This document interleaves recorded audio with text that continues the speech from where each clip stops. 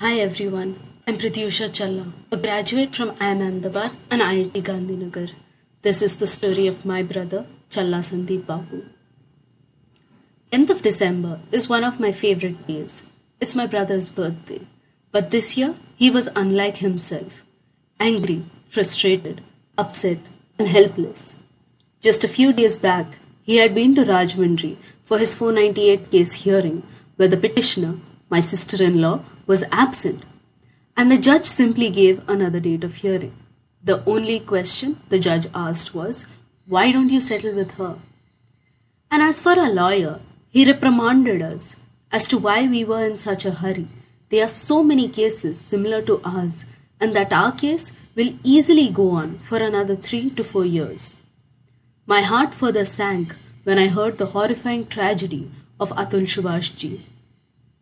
My brother is an assistant professor in an engineering college in Hyderabad, and he married a girl from Rajahmundry on 11th February 2019. This was an arranged marriage, and we were acquainted to this alliance via a matrimonial website. The marriage lasted for merely 10 days and was not consummated since my sister in law was not interested. The 10 days she stayed with us, she misbehaved, spoke foul language with my parents, did not let my brother into his own room, and continuously blackmailed us that she would commit suicide. This marriage was clearly a plan of extortion by my sister in law, her sister, her brother, and her boyfriend. My sister in law's own elder sister has also executed a similar extortion plan with her in laws.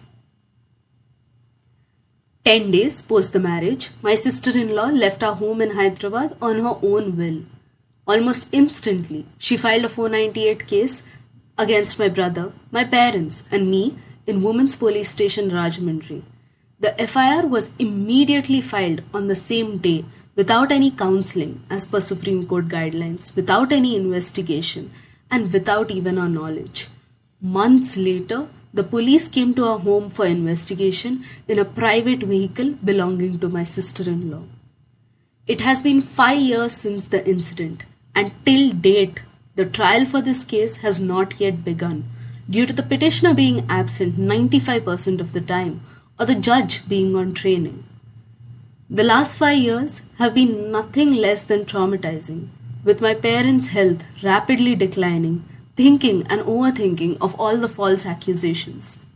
My brother requiring to travel 40 times from Hyderabad to Rajahmundry without any hope for justice and unable to start a family of his own, and me losing several professional opportunities due to a criminal case pending against me. I have had several questions in my mind over the last 5 years. What is my brother's fault? Doesn't he have the right to start his own family? Why are we being treated as criminals even before the court trial has begun? Why is it not mandatory for my sister-in-law to attend the court and submit the evidences she claims to have? My family, on the other hand, needs to travel 600 kilometers or pay a huge sum on absent petitions for every court hearing.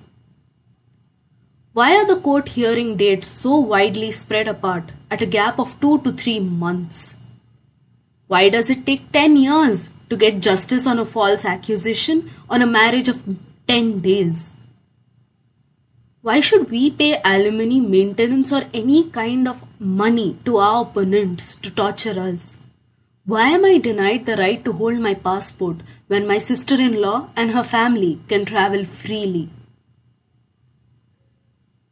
I sincerely request Shri Narendra Modi ji, Srimati Draupadi Murmu ji, Shri Amit Shah ji, Honorable Justice Sanjeev Khanna ji, Revant Reddy garu, Chandrababu Naidu garu, Purandeshwari garu, that people are losing faith in marriage, and this will have catastrophic impact on our society.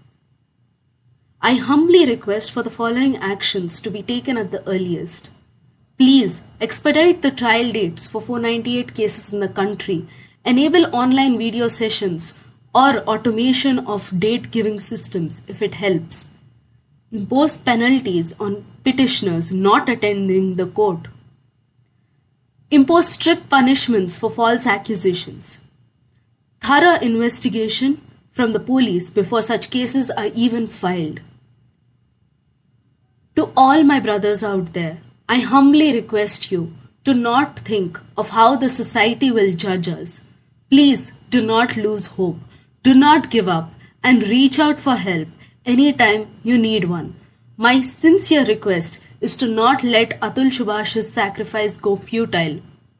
Pick up your phones and make a small video or post stating the atrocities you are facing against false 498 cases and let the world know that Atul Subhash was not the only one. Let us come together and fight for the right. Justice is due.